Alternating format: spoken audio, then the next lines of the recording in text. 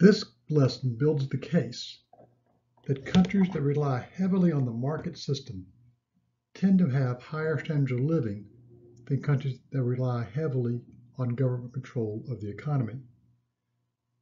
The general point is, as reliance on the market system increases, that tends to lead to an increase in standards of living. The lesson provides partial answers to two questions raised in the trailer for the course. Why are standards of living and life expectancy today in sub-Saharan Africa similar to those over 200 years ago in Western Europe? And second, why is North Korea dark at night while South Korea is visible from a satellite?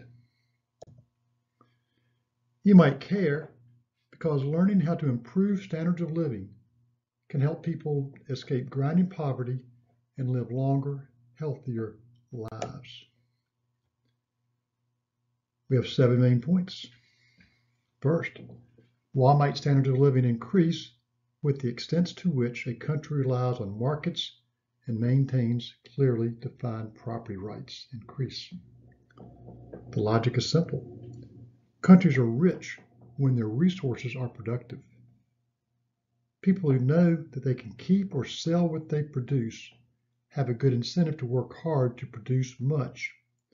And finally, people who reap the gains from increases in the productivity of resources they own have a good incentive to invest in the resources to make them more productive.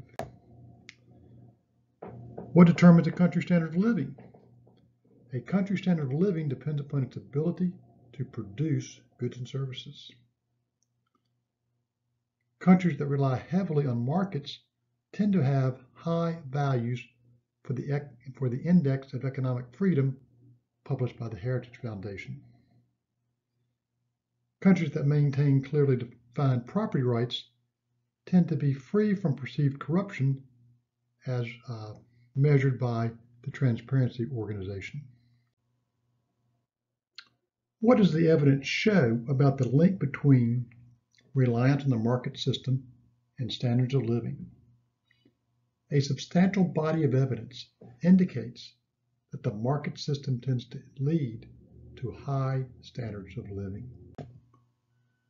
And number 7, Venezuela is a great example of what can happen when reliance on the market system decreases and corruption increases. At the end of this lesson, a successful student can state the relationship between productivity and standards of living and explain why it exists. Describe evidence that countries that rely heavily on markets and are free from theft, coercion, and corruption tend to have high standards of living. And finally, you should be able to describe what happened to Venezuela's economy as the government's role increased and the government failed to maintain well-defined property rights.